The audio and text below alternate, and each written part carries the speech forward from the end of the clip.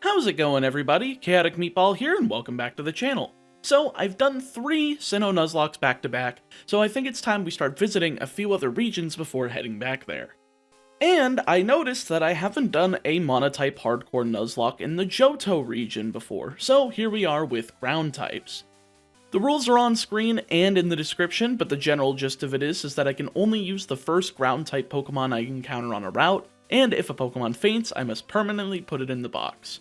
The ground type actually has a significant amount of encounters for Gen 2, with a whopping 13, including trait evolutions. As you all made your voices heard in the last video, I'm gonna have access to Donphan, Golem, Steelix, Quagsire, Sandslash, Marowak, Nidoking, Nidoqueen, Piloswine, Gligar, Rhydon, Pupitar, unfortunately not Tyranitar since that's a Rock-Dark type, and Dugtrio. I'm pretty confident that we can win, but I'm gonna have to do some relatively awkward shenanigans after we're done with the league to get through Kanto. With that said, how many attempts do you think this challenge will take me, and how many losses will I have? Leave a comment with your prediction below, and make sure to give this video a like, and subscribe to the channel if you haven't already, as it looks like from the last month only 9 people subscribed out of 1,000 unsubscribed viewers. Yeah, didn't think there was much more than a subscribe versus unsubscribe percentage, did ya? I'm giving you the juicy stuff. Anyway, I'd really love to see this hit 20 subs per 1,000 unsubbed viewers, and I'll even give it a bit of incentive. If this channel hits 110,000 subscribers by the end of December, I'll upload part 2 of the Pokewalker Professor Oak's challenge for Soul Silver in January. So why not talk about today's sponsor, Ridge Wallets? Now, I've talked about Ridge before, but let me give you a reminder as to why you should be picking one of these wallets up. The Ridge wallet is the most compact and durable wallet you can find, with RFID blocking technology to protect your card's information from unwanted digital pickpockets, and holds up to 12 cards, including room for cash, so those gift cards that you get for your birthday or Christmas will fit in there perfectly. There's also over 30 different colors for you to choose from, and I've gotten the white, black, and blue wallets, and the people that I've gifted them to have extremely enjoyed them, and I also enjoy the white one that I use on the regular. And since they're backed by over 40,000 5-star reviews, 40,000, the team over at Ridge is so confident that you'll like it that you can take the wallet for a test run, a whole 45 days, so you can send it back to get a full refund if you don't love it. You can get your own or get one as a gift for your friends or family members by going down in the description, using my link, and using the coupon code MEATBALL for 10% off of your order. Thank you so much to Ridge for sponsoring this video, and let's get into the run. Now, while we're not going to have a starter that evolves into the ground type this go around, we do have a perfect starter for this challenge in Totodile. This gives me a pretty good HM user for both Whirlpool and Waterfall, and gives my rival Chikorita. This is going to be pretty tough for my entire team to handle, as Quagsire, Golem, and Onix are going to be quad weak to it. But with that out of the way, my first round encounter can't be obtained until the first rival battle is done. So Totodile tackles Chikorita to hell and back, naming my rival before being able to choose my first encounter. There's 2 places to go, Route 46 and Dark Cave, but by going to Dark Cave first and capturing Geodude, whom I named Boulderton, I can give myself Dupe's Claws for Route 46, easily letting me hunt a Phanpy and capture it, naming it Rollington. That's the first 2 members on the team, but there's a third that we can get before Falkner, and that's by grabbing Bellsprout over on Route 31, trading it for an Onix in Violet City. I can't nickname it since it's traded, so Rocky it shall remain. The level cap is extremely low for this gym, only at level 9, so only a wee bit of training is required before taking on Falkner. He starts off with a level 7 Pidgey, so I just go with Geodude. However, I forgot that Falkner's Pokemon have Mudslap, so this'll be a little bit more difficult than I thought. We both trade Mudslap and Tackle on the first 2 turns, with both sets connecting, but after the 3rd Mudslap, Geodude was not having any luck, missing 3 tackles in a row before my berry went off. That's fine though, as I can just swap into Phanpy, tanking a Mudslap and getting Pidgey to shift into using Tackle, taking it out with 2 of Phanpy's tackles, though one of them does miss.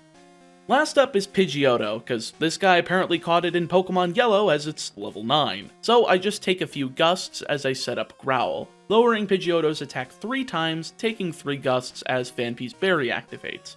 I figured one more Growl would be good, but it misses as Gust lands, doing the same next turn and finally getting Pidgeotto to -4 attack. This seems like a good point to swap into Onix, so I do so, taking a gust that only does 1 damage and begin using Screech. I figured Mud Slap is going to come immediately, so setting this up and swapping back out seems like the play. The first Screech lands, but the second misses as he keeps laying into me with those super effective attacks, but the third Screech does land, putting him at -4 defense. I keep going, landing a third eventually as Mud Slap takes Onix down below half, triggering my third and last held berry before I swap back into Geodude. He's still going for Mud Slap, but that's fine as -1 accuracy is still fine for Tackle, but he outspeeds and gets a second off before I can land Tackle for about 80%. Hopefully I can land one within the next few turns here before Geodude gets too low, and sure enough I do land another Tackle, KOing and winning the fight. That was definitely a bit of a stall fest thanks to those accuracy deprivation shenanigans, but I'm feeling pretty good that we're out of this fight, not to mention Mud Slap's gonna be a fantastic move to help me out here as a TM. There's not too much to worry about between here and Azalea Town, though there are 2 new encounters, those being Wooper during the night on Route 32, whom I nicknamed Sprinklers, and Sandshrew in Reunion Cave, being named Slasherton. Yeah, I'm not very original with names, that's why I don't like giving them to my Pokemon, but I digress. Having a near full team before the second gym will surely help against the likes of Bugsy Scyther, and upon clearing out Team Rocket of the Slowpoke, well, I'm able to do just that. Bugsy leads off with Metapod, so I go with Onix, and unfortunately, since this is a traded Pokemon, I've got a bit of an obedience issue on my hands, but that's not too big of a deal as Onix does manage to use Rock Throw twice in a row, KOing Metapod and getting to level 17 before Cocoon is out. Sure enough, this problem starts coming in as Onix hits itself in Stupidity, then uses Screech next turn. But that's plenty enough to make Rock Throw a one-shot now that he's obeying me once more, leaving just Scyther. I was hoping to get through the small fry with Onix and leave Geodude to take out Scyther, but Onix is at such high HP and obeys again, taking it out in 2 Rock Throws as he takes 2 Fury Cutters pretty handily, winning me the fight. I was honestly worried that the disobedience would have led to a Fury Cutter sweep, but it really wasn't that much of a problem as I would have thought. Now that I got the Hive Badge though, that obedience will not be a problem for the rest of the run. However, one problem leaves and another arrives. Even with Onix obeying permanently, that's not going to put me in a fantastic position against my rival here. He's already got Bayleaf and I don't have Jack to keep a grass type from just wrecking me with Razor Leaf, but I at least have a shell of a plan. If this doesn't work out though, I'll see what I can do on attempt number 2. Maybe make something close to overleveling, but we'll cross that bridge if we get to it. He leads with Ghastly, so I go Geodude, taking a lick for a grand total of 2 damage as Magnitude 4 hits for around half. Really wish that that wasn't the case, as Geodude gets put to sleep with Hypnosis, and gets lower and lower with HP in Lick. I need to conserve almost all of my Pokemon for Bayleaf, and this certainly is throwing a wrench in my plans, though I finally wake up on the 5th turn of sleep, hitting a Magnitude 5 to KO. Second out is Bayleaf, and it's time to put the plan into motion. Time to see if I can get lucky with Magnitude 10 and God, no, I cannot. Fortunately, Razor Leaf misses, so Geodude survives another day. I swap into Sandshrew to take it. This nearly KOs, but at least I can go for Sand Attack, though Bayleaf does outspeed and misses again without a single Sand Attack touching it. Didn't expect this thing to be speedy compared to my team, but I am able to layer up 6 layers of Sand Attack without Bayleaf landing once, sparing Sandshrew as well. Alright, this is a good position to be in all things considered. I just need Phanpy to make it through without getting destroyed. Razor Leaf misses on switch-in, and it's time for Tackle Mania. A critical doesn't even do 20%, so I'm definitely playing the waiting game here, as he sets up Reflect to make it take even longer, and give me more chances to die. He keeps missing, I keep attacking, and we just sit in this war of attrition for turn after turn. No way for me to do more damage without risking Onix to a quad-effective Razor Leaf. Sure enough, I am able to pull Bayleaf into the red though, as he starts going for Growl to live one more, then going for a Reflect to live another Tackle, but eventually, he's just out of HP, Razor Leaf missing one final time as I bear no losses. That's what we call a Miracle Worker, but I'm not done yet as Zubat is his last Pokemon. It misses Supersonic as I keep going for Tackle, and oh boy, Phanpy cannot do damage to save its life, getting confused next turn and missing with Tackle. So I just swap into Onix, taking a bite before firing off a Rock Throw to end the fight. On second thought, I probably wouldn't have been better off if I had given Mud Slap to Sandshrew so it could also do damage to Ghastly first, and keep it up front instead of Geodude and relying on Magnitude for the fight, but it's not like I expected to see Magnitude 4 completely screw me over. One trip through the Ilex Forest and Route 34 later, and we're already in Goldenrod City. While there are plenty of trainers to take out to get to the level cap, none of them lead to me losing any Pokemon, but we do have a new encounter. Here in Goldenrod, I can spend a little bit of my money on coins in the game corner to pick up a Cubone. This isn't probably going to be very useful until it evolves into Marowak since it's relatively frail, but I'm definitely looking forward to hitting stuff with Bone Club and Bone Meringue eventually. With that said, let's just take out Whitney. She leads off with Clefairy, so I go with Sandshrew, setting up Sand Attack against her since I have to prepare for Miltank. She goes for Mimic on the second turn, learning Sand Attack for herself, but I'm able to get my 6 up without obstacle, dodging a Spore and a Cross Chop that certainly could have ruined me from Metronome. From here, it's just figuring out the best Pokemon to take out the rest of her team, and I think that's Geodude. I can toss her out, use a few defense curls, and basically be fully prepared for anything that Miltank throws at me, going for Magnitude and getting a 7, then a 10 to take out Clefairy, but not before Metronome rolls Future Sight. I'm at a near full HP, so I should be fine, but I'll definitely keep my eyes out for that. Out comes Miltank, and it goes for Stomp, failing to flinch as I get Magnitude 8, nearly hitting for half as she goes for Rollout next turn. This does 1 damage, great stuff, as I get Magnitude 4, also doing 1 damage. Really productive turn there, buddy. Glad I watched those animations for 15 seconds.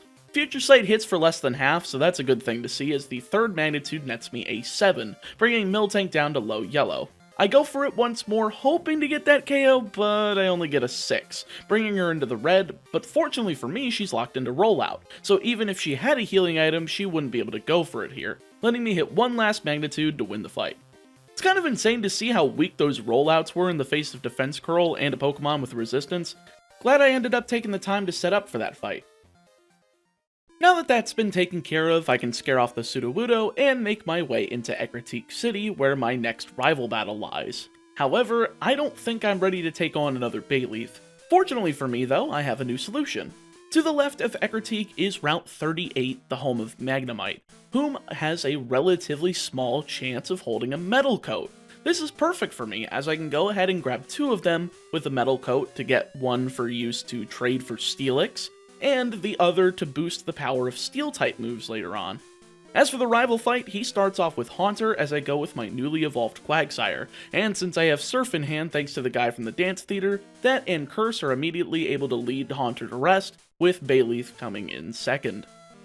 Time to take care of this thing with Steelix, as it goes for Poison Powder, wasting that turn as I swap in, missing with Bind as he goes for Growl, but I do hit after he sets up Reflect.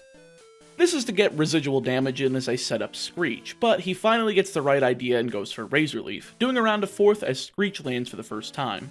He misses Growl next turn as Screech number 2 lands, then lands another Razor Leaf as Screech number 3 lands, giving me plenty enough HP to go for Tackle, taking another Growl as I miss, but Reflect is worn off, so I can do even more damage after he uses one more Razor Leaf, taking Steelix down to 25% HP, but thanks to a held berry, I stay in for the fight for another turn. This leads to one more Razor Leaf with Steelix holding on and nearly KOing Bayleaf with Rock Throw. Well, that almost worked. I just gotta find something else on the team to stand up against a Razor Leaf, and Sandslash seems like it'll fit the bill. So I swap, take a Razor Leaf on half HP, and use Scratch to KO. Glad I finally have something relatively consistent in terms of strategy for that thing, as I figured it's gonna get nasty once it turns into Meganium. Zubat's in third as we just wail on each other for a few turns, eventually with Sandslash coming out on top with 3 scratches, leaving just Magnemite. I've got nothing in terms of ground-type moves, so I just stay in and throw out as many Sand attacks as I can, swapping out one Sonic Boom leaves Sandslash at 12 HP. I still have a full HP Geodude in the back though, so I just swap in, take a Sonic Boom, and go for Magnitude after taking a second, getting Magnitude 8 and ending the battle with a one-shot. Good stuff, no losses yet, and Bayleaf's relatively neutralized for now. It'll probably get easier once I decide to add Nidoking and Nidoqueen to my roster of teammates, but for now I'll have to wait. Now that my rival's out of the way though, Morty's free to go back to his gym, and I'm free to take out the rest of the trainers on the currently available routes, getting to the level cap of 25, and making me more than prepared for this fight. He uses exclusively the Ghastly line, so I'll take that poison weakness and run with it. Morty starts off with Ghastly as I go for the newly evolved Graveler, taking out Ghastly with Magnitude 5 after he lays a Curse on me, which doesn't actually do damage on Graveler on turns where I get a KO, so I just do the same next turn, taking a Nightshade and getting magnitude 7 to KO Haunter. Third out is Gengar, so I just go for it again, dodging Hypnosis and KOing with another magnitude 7, leaving just a second Haunter to waste its time with Mean Look, going down to a third magnitude 7 for the KO and the win. 4 turns, 4 Pokemon, and 4 one-shots for the victory. That's all I can truly ask for in one of these runs. Not to mention, I didn't even need the luck of dodging Hypnosis. I grabbed mint berries off of Route 39 and I had one on Graveler here, so pretty easy. Not gonna lie, I think one of the dumbest things I did in this run was actually take out the trainers on the surfing routes between Olivine and Cianwood now that I can use Surf outside of battle, simply because the only thing I have to combat them without it being extremely risky is Quagsire. But alas, I cannot pass up on very nice money and experience that doesn't take extra time. As for Cianwood's gym leader, our level cap is 30, but I need to go in here much lower than that, due to the fact that I need to take out the Rocket hideout in Mahogany Town to open up Price's gym, whose level cap is only 31. So I'm going in here around level 27 with Fanpy at level 24. Chuck leads the charge with Primeape, so I go with Steelix. It may be weak to fighting moves, but it's got a base 200 defense, giving me plenty of time to set up a few Mud Slaps as he foolishly goes for other moves like Leer and Fury Swipes, letting me continue to lay in with accuracy drops and taking barely any damage before getting him to -6 accuracy, giving me the freedom to swap into Quagsire, my primary way of beating Poliwrath. I can set up 3 Amnesias to prevent Surf from doing much damage, forcing him into using Dynamic Punch, which should be easy enough to deal with for the time being since it's only 50% accurate. Primeape's able to force through a 2-hit Fury Swipes with a critical after my Amnesia setup, getting 14 damage on Quagsire before going down to Water Gun, leaving just Poliwrath. It does immediately fire off the Mind Reader Dynamic Punch combo, with me missing Slam in the middle of that, doing around half of my remaining HP as Quagsire hits itself in confusion. I risk staying in as Dynamic Punch is only 50% accurate, hitting a Slam for only around 25% before I realize that the plan is an absolute bust. Fortunately, I can swap into Sand Slash, who shouldn't go down to either attack, going for Sand Attack to ensure that this fight doesn't go any further south. Sure enough, this does deter him from Dynamic Punch, and he continues to miss with Surf, not even choosing to go for Mind Reader to outclass my strategy. Sandslash manages to get 5 Sand Attacks up before I start going for Slash, getting a critical hit on the first, then landing 2 more on Poliwrath to pick up the KO and the win. Definitely more risky than I should have gone for. It would have been a lot better if I had given Quagsire a Bitter Berry and had a better move like Headbutt or Return over Slam, but these are situations that we learn from. Or we don't. Learning is for dweebs. I'm immediately going into Jasmine since she's on the way back to Mahogany and I don't feel like backtracking. She leads off with Magnemite as I go with Graveler, firing off a magnitude 8 that one-shots after outspeeding, with Steelix coming in off the KO. Magnitude this time only gets a 7 and does around a third of his HP, with Iron Tail taking Graveler down to only 3 HP. I had estimated that I could survive an Iron Tail, definitely not a crit, but I could survive the Iron Tail, and sure enough I was right, but the smart play would have been to just swap into Quagsire as I did next turn, seeing as Surf is just a 2-shot after he wastes a turn with Screech and allows Jasmine to heal him up, going down and leaving the second Magnemite. This thing really doesn't have a way of hitting Quagsire, so I just kept clicking on Surf, hitting it 2 more times through a Supersonic to win the battle and the Mineral Badge. I'm not one for backtracking in video games. In Pokemon, in Mega Man X, in Super Mario, in anything, if I can get it done as soon as I'm there, I'm doing it. No matter how stupid it is, I am doing it because I am a stubborn piece of shit. With our 6th badge in hand, I'm given the TM for Iron Tail, which is immediately going on Steelix. Stab with 100 power that's further boosted by a Metal Coat. What's not to love here? Anyway, I've got to take out the red Gyarados to get moving, which I do, grabbing the red scale and heading back to Mr. Pokemon to trade it for the EXP share. This thing will be extremely helpful in making both Fanpy and Cubone EXP dumps, since they're still not very useful in battle and we're getting relatively close to the level cap. Not to mention, both are on the verge of evolving, so we should probably get that moving as well. It's weird, I want to talk about the executive matches here, but they're nameless in this game. It's easier to highlight them in an HGSS video when you're going against Petrel and Ariana. Not that it matters though, since I'm easily able to take care of Ariana's naming list counterpart with Graveler and Sandslash exclusively, taking out her Arbok with Magnitude, and doing a number on Gloom before swapping out into Sandslash, letting it finish this job with Slash on both Gloom and Murkrow. Cool. Now I've mentioned them and gotten it off my chest. With the electrodes cleared out, I can finally make my way into the gym, getting up to the level cap of 31 before the fight begins. Price leads off with a Seal, a pure water type, so I know I'm in for a bit of a challenge. I go ahead and lead with Sand Slash, going for Sand Attack in the efforts of nullifying this thing and getting set up with something else to take both this and Dugong out. Sand Slash is able to hold its own against Icy Wind and Aurora Beam, getting off all 6 Sand Attacks before it's too low of HP to continue, since I'd rather play around the critical hit here than risk the KO on Sand Slash. So I swap into Graveler, setting up a Defense Curl into Rollout combo, but the Rollout misses the second attack, so I go for it once more to KO Seal, though it would have been nice to go into a second Pokemon with the third layer of Rollout instead of the second. Oddly enough though, he just goes for Piloswine here. Could have sworn he would go for Dugong, but since Rollout was a critical, it KOs immediately, leaving just Dugong to fall to the third hit of Rollout like I expected, winning me the fight after Graveler tanks an Aurora Beam.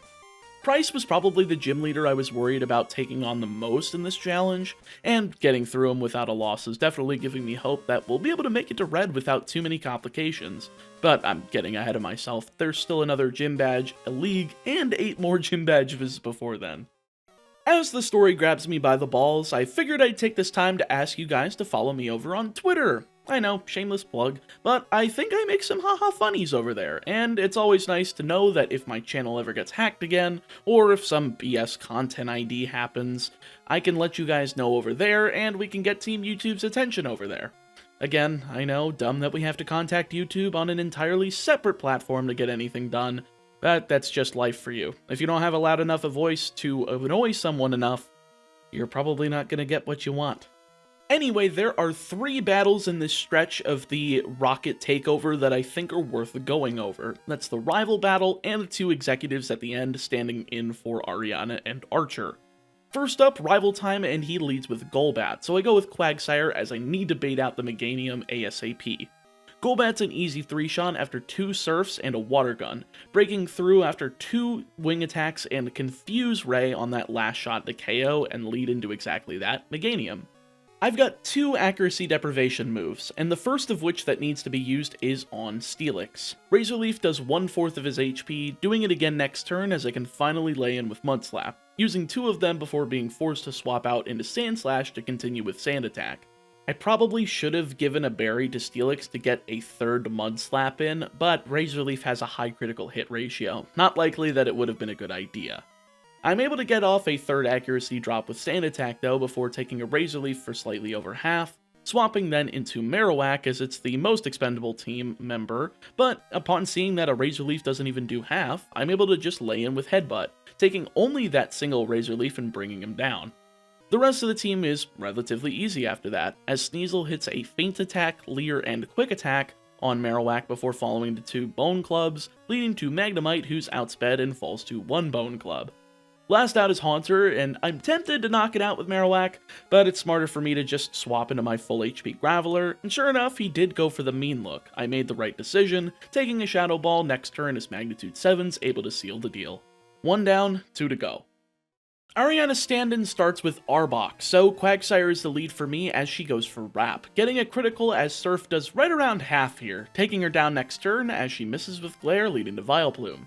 I can survive Absorb, so I'm staying in to hit Headbutt in the hopes to get a flinch, which does absolutely nothing in the grand scheme of things because I don't get that flinch and she practically heals off all of the damage with a single Absorb. So I take the time to swap into Steelix, getting a good few Mud Slaps off before she's able to put me to sleep with Sleep Powder and hit a good number of Absorbs. Steelix is able to wake up though, so I continue to lay in with Mud Slap, but she just keeps landing Absorb, to the point where it was getting rather frustrating with all of the accuracy deprivation I was doing, so I swapped over to Iron Tail, KOing it from around 3/4 HP, leaving just Murkrow to fall to a 1-shot from Iron Tail as well. Archer's stand-in is all that's left, and quite frankly, I can just destroy this team with Graveler's Rollout, as the first attack KOs Houndour after a bite, the second and third take care of Coughing as he wastes a turn with Haze, leaving just Houndoom to also outspeed and go for Bite, but not doing enough to bring Graveler down as the 4th shot of Rollout lands, KOs, and ends the fight in short order. The Rocket Empire is no more, leaving me free to go on my merry way. Turns out, I don't even have to go to the legendary event with Suicune either. I can just proceed onto Route 44 with no repercussions, and make my way through that route and ice path to pop out in Blackthorn City.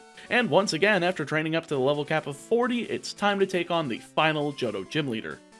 She leads off with a Dragonair, so I go with my Quagsire with its newly learned Ice Punch thanks to a TM that you can get out of the Goldenrod department store. Taking 2 Surfs and throwing out 2 of these takes out Dragonair, leading to a second of them, whom I do the same to after taking 2 Dragon Breaths. No paralysis, fortunately.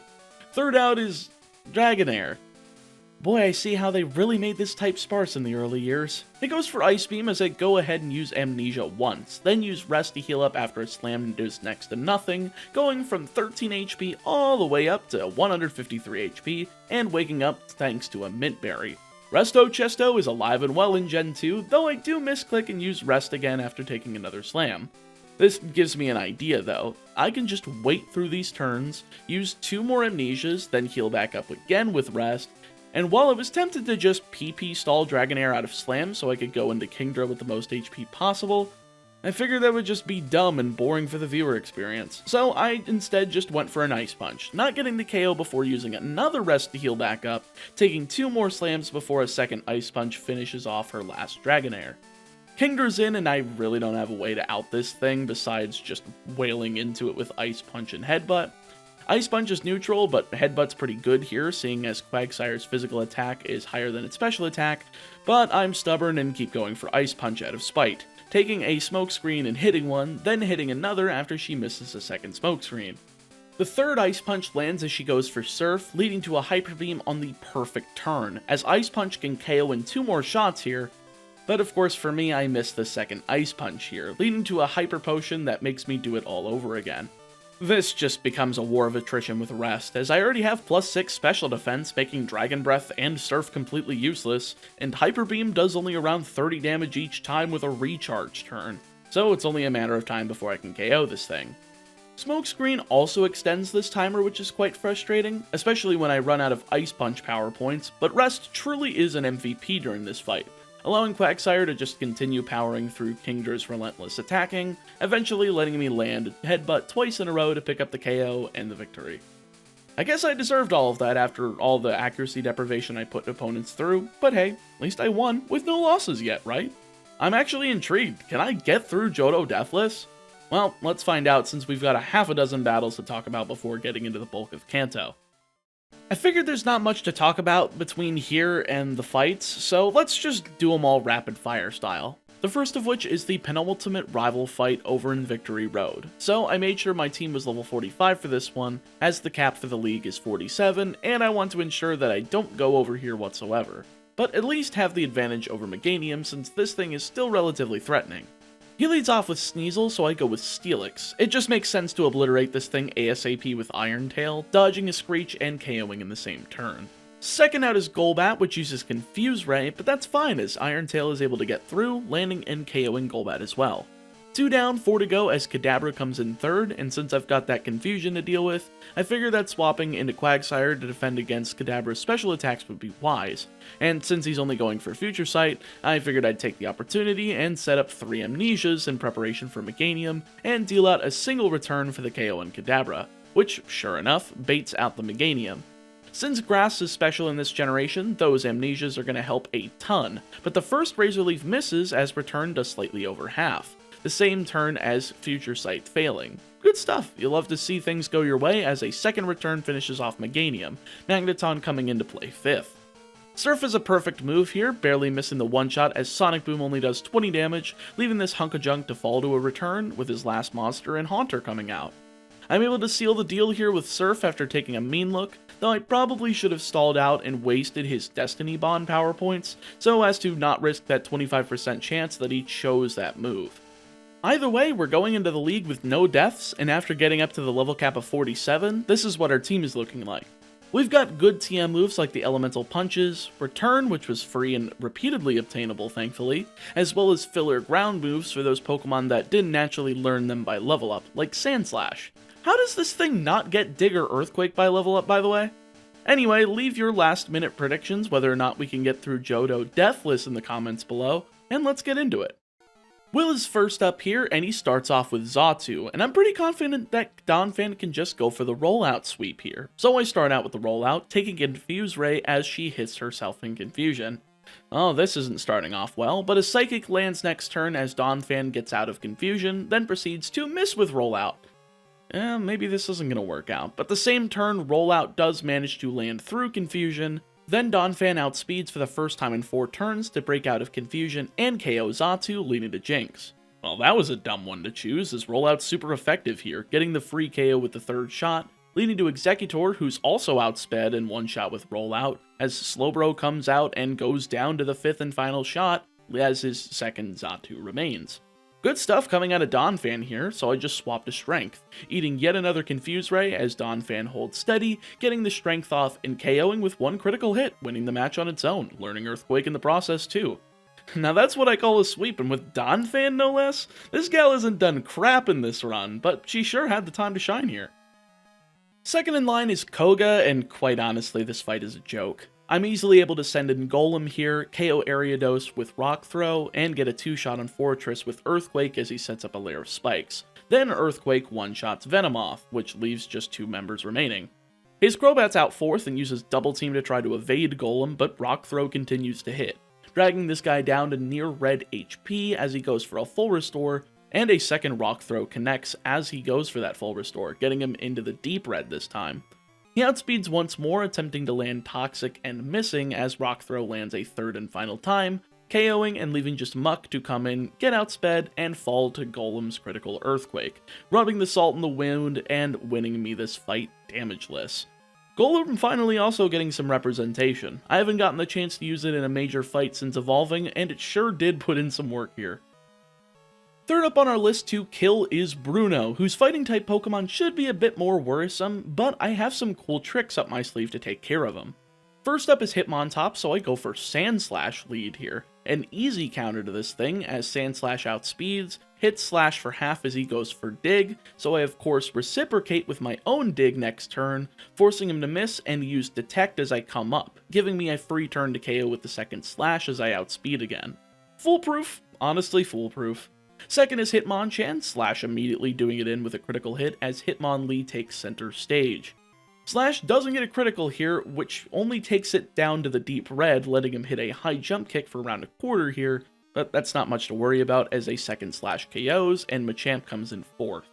Slash is easily able to critical this thing, taking it down to around 40-ish% as Cross Chop lands a critical of its own, bringing Sandslash down to 30 HP. But I know I'm in range for a Slash KO, so I just go for it. But he goes for a Max Potion.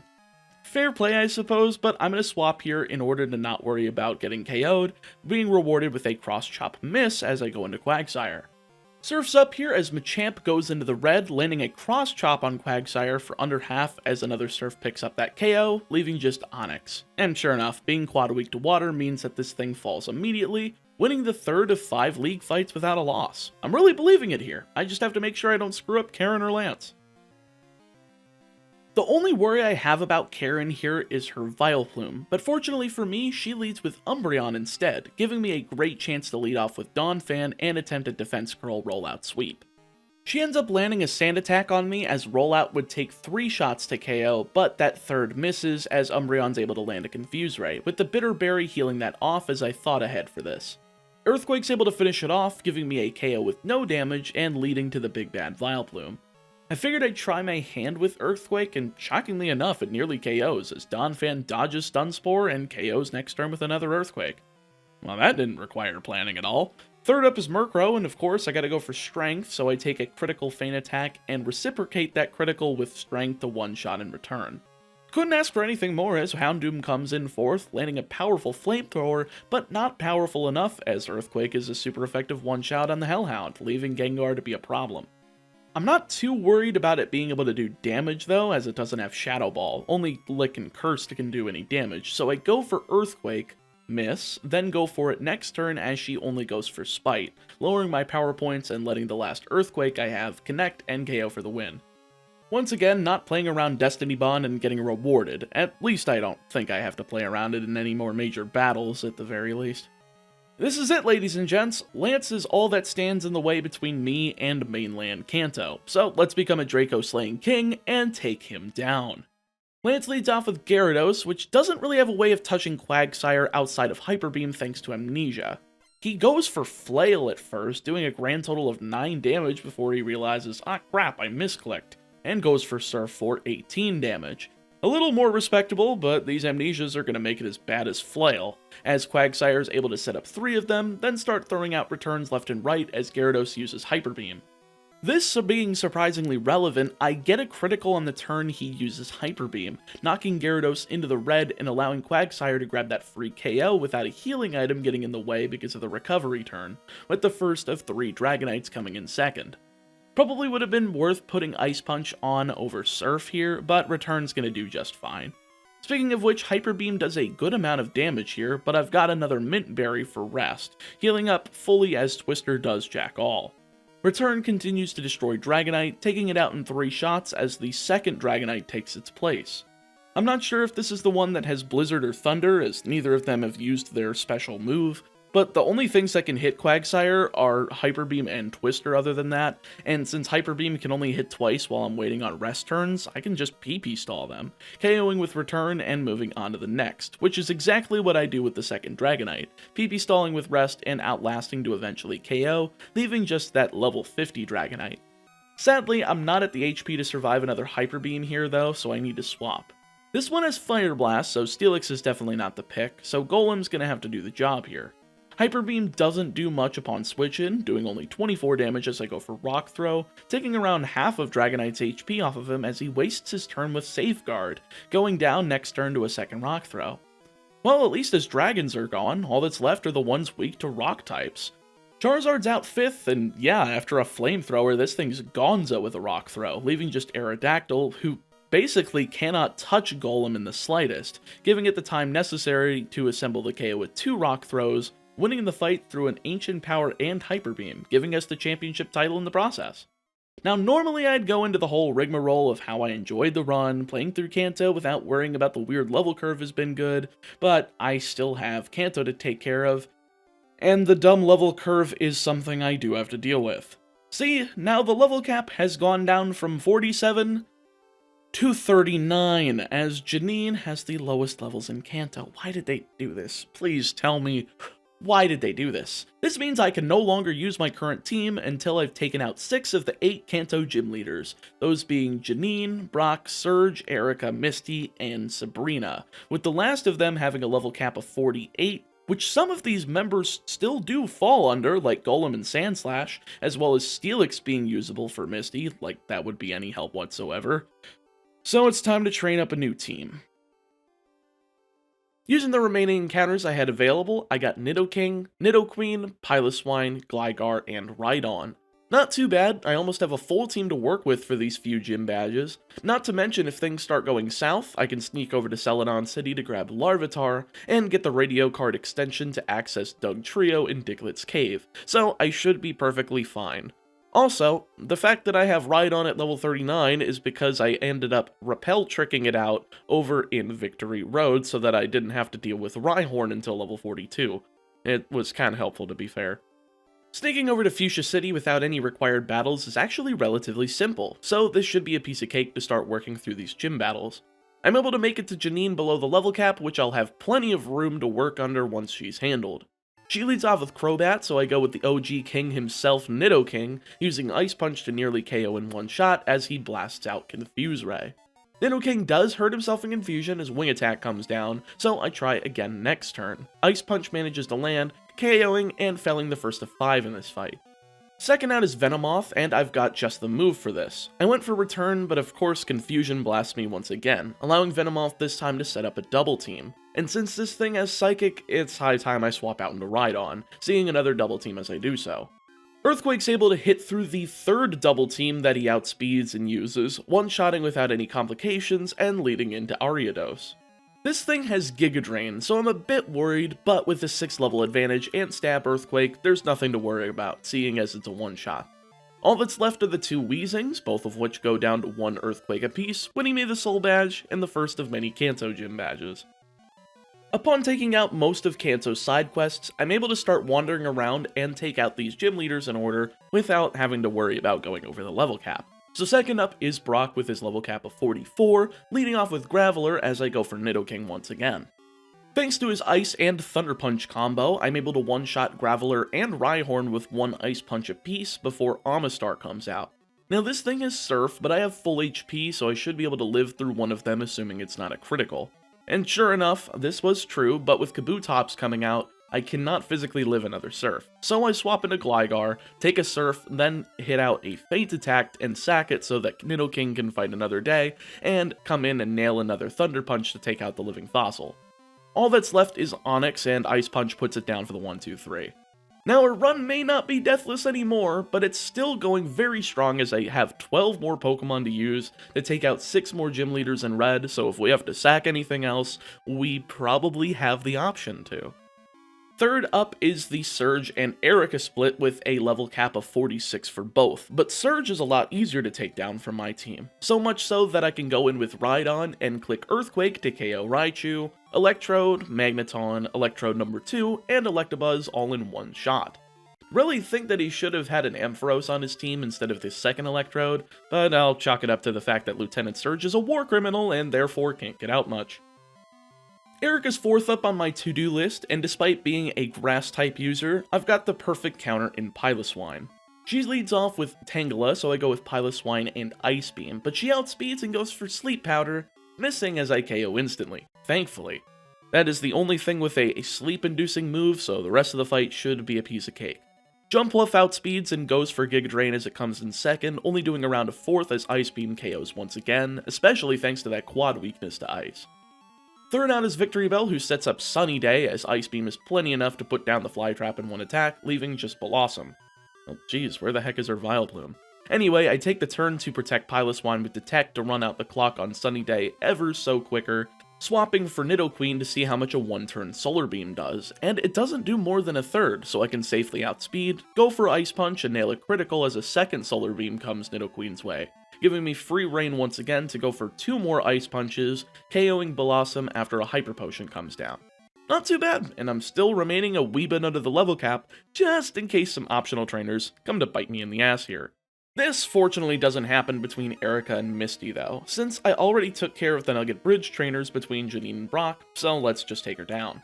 She's a force to be reckoned with though at this point, but I've got both Nidoking and Nidoqueen with Thunder Punch, so I should be relatively fine. She leads off with Golduck, so I go with Nidoking and Thunder Punch, paralyzing after failing to KO and giving me full paralysis for the turn. Well, I was lucky, so I just got a free KO on the second Thunder Punch without any damage coming my way. Second out is Quagsire, and I'm pretty sure that I can just two-shot this with a Pink Bow boosted return, and sure enough I can, as she wastes a turn with Rain Dance. Thank you for giving Nidoking even more of an opportunity to clean house, as Lapras comes in third after that second Thunder Punch KOs. Lapras is also a two-shot with Thunder Punch, but it does manage to actually use Surf, which doesn't actually KO yet, so I only have to deal with Starmie. I'm pretty sure Nidoking outspeeds here, and sure enough it does, allowing me to nail a Thunder Punch, but it doesn't quite do enough to KO. But mirroring Golduck here, I get the paralysis and she's fully paralyzed for the turn, giving Nidoking the chance to fight another day as a second Thunder Punch lands on Starmie for the KO. I guess there's nothing more to say than I'm the luckiest sack master of all of Pokemon. We're getting close to being able to use all of our core team members again. We just need to take out Sabrina, whose level cap is 48, so I'm able to bring in Steelix, Quagsire, and Golem in case things go south here, with Nidoking as a heavy-hitting backup, and Piloswine to just sit there and look happy. I also picked up Dugtrio, a very fast, hard-hitting ground type that should be able to clean up these last few battles by spamming the heck out of Earthquake. I nicknamed it Trifection because it's a trifecta of perfection. What? I thought it was a creative nickname, don't shit on me for it. Sabrina leads off with Espeon, and sure enough that plan works, as Earthquake nearly KOs Espeon while he wastes a turn with Sand Attack, going down to a second Earthquake and leaving both Mr. Mime and Alakazam to be outsped and KO'd with one Earthquake each. I kinda figured these frail things would fall, so Dugtrio was 100% the play here. 2 more gym leaders to go as the level cap is finally alleviated, and I can once again play normally, so Blaine's our next target. The only thing I do here is swap Piloswine out for Rhydon, as, well, ice types are weak to fire. Makes sense, right? Well, not that it matters, since Dugtrio is able to lead off against his Magcargo, and Earthquakes it, Rapidash, and Magmar to pick up the 3-turn win against the penultimate gym leader. Sorry, old man, I'm not allowed to use Burn Heal in battle.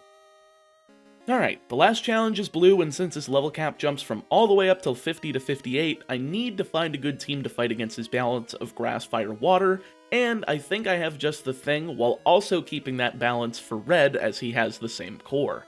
Rhydon, Nidoking, Quagsire, Steelix, Golem, and Dugtrio should have more than enough power and subtypes to take him down, so let's see how this goes. Blue leads off with Pidgeot as I go with Rhydon, outspeeding and landing Thunder Punch for around half as he goes for Whirlwind, whisking away my powerhouse and bringing another in Golem to pick up the KO with Rock Throw. Well, I guess that was a mistake wasting your turn there, buddy. Second out is Executor, and I'm not scared of this thing doing anything unless it sets up Sunny Day, so I go for Return, doing just a hair under half as he begins charging Solar Beam. Plenty of time to swap into the neutral Nidoking to take it for less than half, reciprocating with a super effective Ice Punch to KO. 4 members remain as his Alakazam takes the field, immediately falling to a physical Shadow Ball since of course I'm prepared for this.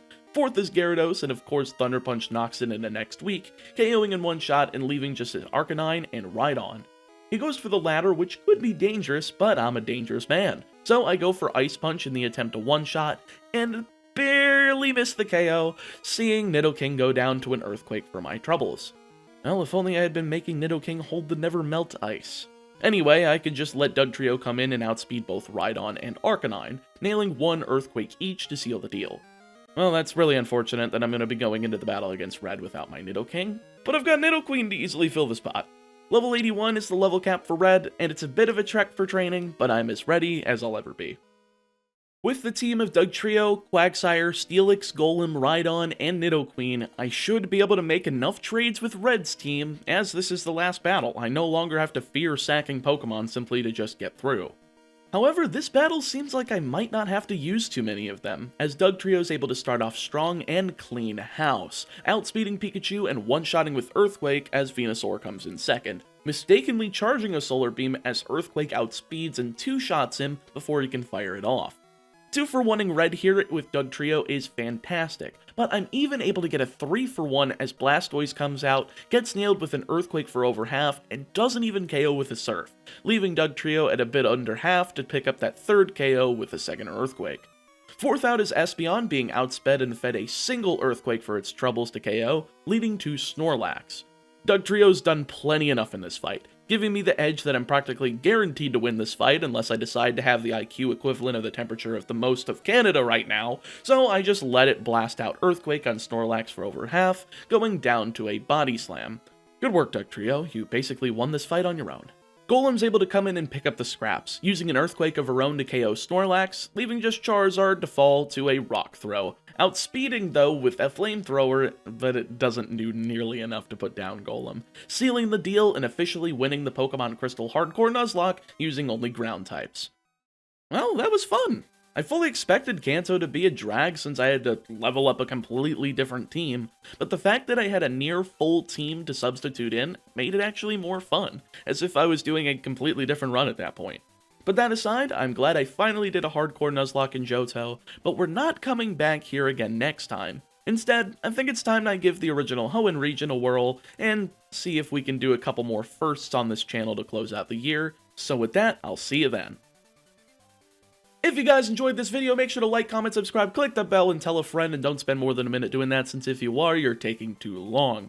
I want to give a huge shout out to my $5 and above patrons, Justin Dimmenstein, Aiden Brannon, Andy, Casper Kirkpatrick, Heimflo, Jacob Johnson, Sean McKay, Zeno, Aaron H., Aaron Ladeau, Austin Rose, Box of Turtles, Cryptic Gamer, Leon Montielgray, I'm sorry I just butchered your name, and Zachary Keever. Thank you guys so much for your support. I actually restructured the Patreon once again to make it a lot more user-friendly and cheap for people that don't really want to worry. So you can go into the description where for only $1 per month, you can get access to videos early as well as an exclusive role in my Discord server to do so. Link also in the description.